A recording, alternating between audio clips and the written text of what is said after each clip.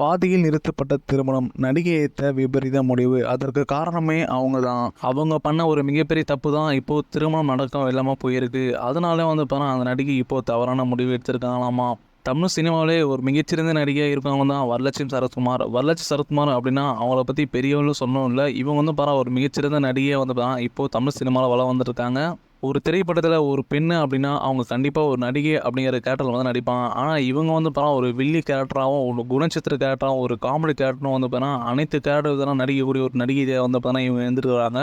நீ எப்படிப்பட்ட கேரக்டர் குடுத்தாலும் அந்த கேரக்டர் வந்து சிறப்பா நடிச்சு குடுப்பேன் அப்படிங்கிற மாதிரி ஒரு நடிப்பு திறமை வந்து கொண்டு உள்ளவங்க வரலட்சுமி அவர்கள். இவங்க வந்து ஆரம்ப காலத்துல திரைப்படத்தில போடா போடி அப்படிங்கிற திரைப்படத்து மூலமா அறிமுகமானாங்க திரைப்படத்தில. இந்த ஒரு போடா போடி அப்படிங்கிற திரைப்படத்தை பொறுத்தவரையும் இந்த ஒரு திரைப்படத்தில அவங்க சிம்புக்கு ஜோடியா நடிச்சிருப்பாங்க. இந்த ஒரு படத்தை அடுத்து வந்து அவங்க நிறைய திரைப்படத்தில் வந்து நடிக்க வந்து வாய்ப்பானது கிடைச்சது. அதன் பிறகு வந்துட்டு இவங்களுக்கு அதிகப்படியாக வந்து வில்லி கேரக்டர் வந்து கிடைச்சது என்று சொல்லலாம். ஏன்னா நடிகை அப்படிங்கிற கேரக்டர் விட்டுட்டு வில்லி கேரக்டர் வந்து ஒரு நெகட்டிவ் கேரக்டர் நடிக்க ஆரம்பிச்சாங்க. இந்த ஒரு கேரக்டர் வந்து இவங்களுக்கு பக்காவாக வந்து பொருந்தியது என்று சொல்லலாம் பல திரைப்படங்களில்.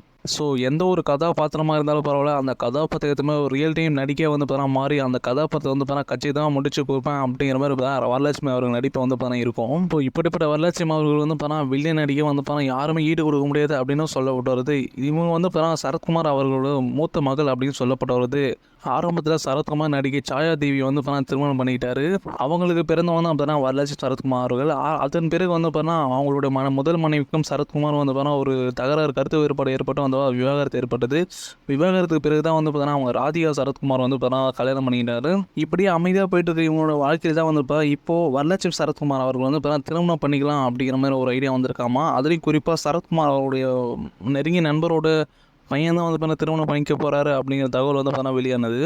அவருக்கும் வந்து ஏற்கனவே திருமணமாகி வந்து விவாகரத்தானது. அந்த ஒரு முடிவை வந்து சரத்குமார் தான் எடுத்தாராமா. வரலட்சுமி வந்து இந்த மாதிரி திருமணம் பண்ணி வைக்கலாம் அவரே அப்படிங்கிற மாதிரி. இதற்கு வரலட்சுமி சரத்குமார் அவங்களும் வந்து ஓகே சொல்லிட்டாங்க அப்படிங்கிற மாதிரி. இதனால் வந்து சரத்குமார் வந்து தீவிர ஈடுபாடு வந்து திருமணம் பண்ணி வைக்கலாம் சொல்லி பல பணிகள் வந்து ஈடுபட்டு வராரு.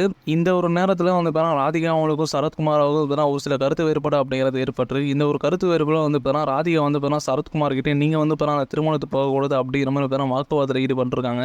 இந்த நேரத்தில் சரத்குமார் திருமணத்துக்கு போகாமல் இருந்தார் அப்படின்னா அந்த திருமணம் நடைபெறாமல் போகலாம் அப்படிங்கிற மாதிரி வாய்ப்பு இருக்கு. ஏன்னா சரத்குமார் அவர் நெருங்கிய நண்பரை தான் வந்து திருமணம் பண்ணி வைக்க போறாங்க. சரத்குமார் ஏன் இப்போ திருமணத்துக்கு போகக்கூடாது சொல்லி ராதிகா சொல்றாங்க அப்படின்னு பார்த்தீங்கன்னா, இப்போ ராதிகா அவங்க வந்து விருதுநகர் தொகுதியில் வந்து பிஜேபி சார்பில் வந்து மக்களவை தொகுதியில் வந்து நின்னாங்க. அதில் வந்து படுந்தோல்வி வந்து அந்த ஒரு தொகுதியில் வந்து தோல்வி அடைஞ்சாங்க. அதற்கு முக்கியமான காரணமாக வந்து சரத்குமார் அவங்க சொல்றாங்க. ஏன்னா நடிகை ராதிகா வந்து ஆரம்பத்திலே வந்து நான் நிற்க மாட்டேன் அப்படிங்கிற மாதிரி சொல்லியிருக்கேன். ஆனால் சரத்குமார் தான் வலுக்கட்டாயமாக வந்து நிற்க வச்சிருக்காரு. அப்படி நின்று வந்து படுந்தோல்வி அடைஞ்சிருக்காரு. இதனால வந்து ராதிகா அவங்க வந்து பார்க்குறவங்க எல்லாருமே வந்து ஏராளமாக பார்க்க ஆரம்பிச்சிருக்காங்க. இதனால ராதிகா என்ன கோவம் அடைச்சுனா வந்துட்டு பார்த்தீங்கன்னா, நான் உங்களால் தான் வந்து இப்போ அசிங்கப்பட்டு ஒருத்தமான கோலையாக வந்து நிற்கிறேன். நீங்கள் வந்து எங்கே பார்த்தா ஜாலியாக போகிறீங்க வரீங்க, நீங்கள் போய் பத்திரிக்கை வைக்கிறீங்க. ஆனால் என்னால் வந்து வெளியே தலை காட்ட முடியல, ரொம்ப ஏராளமாக பார்க்குறாங்க என்ன. இதனால் ராதிகா வந்து என்ன சொல்லியிருக்காங்க அப்படின்னு பார்த்தீங்கன்னா, எனக்கு வந்து இப்போ வெளியே தலை காட்ட அசிங்கமாக இருக்குது. இதனால் நீங்களும் வந்து அந்த திருமணத்துக்கு போகக்கூடாது. நீங்கள் போனீங்க அப்படின்னா நான் உயிரோடு இருக்க மாட்டேன் அப்படிங்கிற மாதிரி ஒரு சில வாக்குவாதத்தில் வந்து ராதிகா ஈடுபட்டிருக்காங்க. இப்போ சரத்குமார் அவர்கள் திருமணத்துக்கு போகாமல் இருந்தார் அப்படின்னா அந்த திருமணம் வந்து நடைபெறாமல் போகலாம். இதனால் வரலட்சுமி அவர்கள் வந்து ஒரு மிகப்பெரிய பாதிப்பை வந்து ஏற்படுத்தும். இதனால் அவங்க வந்து தவறான முடிவு எடுக்கலாம் அப்படிங்கிற மாதிரி சோசியல் மீடியாவில் ஒரு சில பேச்சுகள் வந்து பேசப்பட்டு வருது.